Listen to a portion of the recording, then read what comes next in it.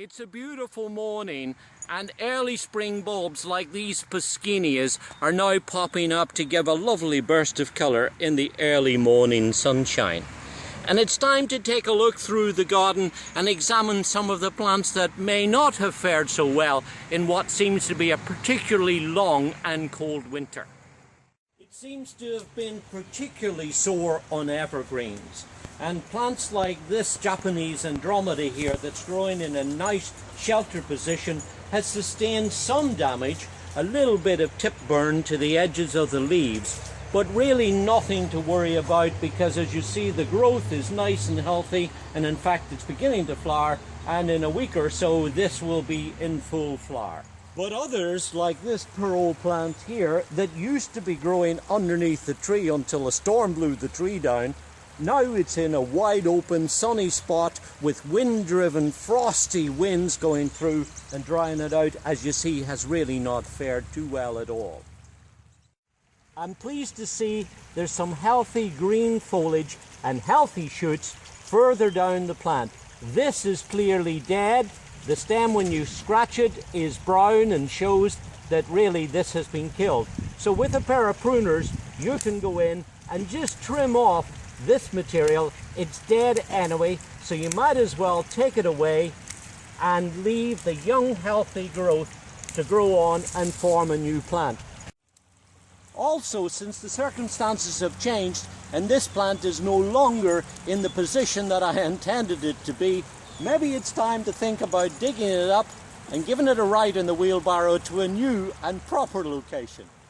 Now, it's natural for perennials like these Helleborus that keep their leaves through the winter time to have some old brown foliage on them at this time of year.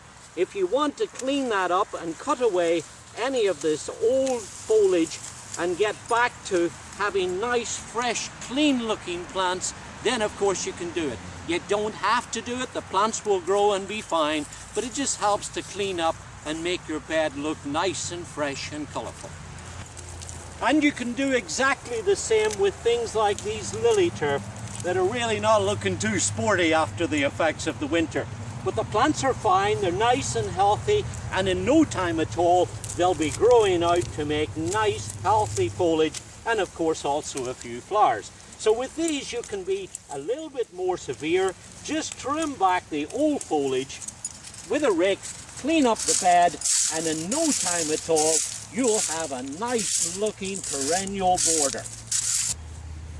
And the same deal goes for things like these coral bells here that have old foliage that you can simply get in and pluck away or cut away, and as you see lots of young healthy foliage coming through, so they'll be fine. But alas, it's not always the same story. Take a look at this gardenia here. It's not looking too sporty at all. It's clearly showing the effects of the prolonged and very cold winter. Lots of brown foliage, and when you look closely into the middle of the plant, there's some bark splitting going on. So it shows that this plant has really suffered a lot during the winter time.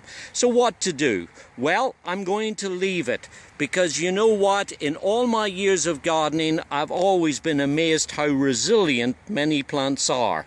And this plant has overwintered successfully now for 2 previous winters, but it may not be looking too good from this time onwards, but we're going to see. I suppose it all goes to show us that really when it comes to gardening, so much of what we do is all built around Mother Nature. She's always in control.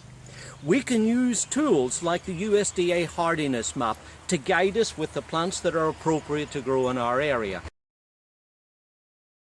But you know what? That's a guide. It's very good and very useful. But it's a guide that's been based over 30 years of average temperatures, not the lowest, the average. So we use it with some discretion. And you know what? There's no substitute for knowledge and experience. So I recommend you go along and speak with your local people right there in the garden centre. They know what grows very well in your neighbourhood. They'll be able to guide you with their best advice and help you become a little bit more successful in your gardening. This is David Wilson. Enjoy your gardening. It's good for us and it's very good for our environment too.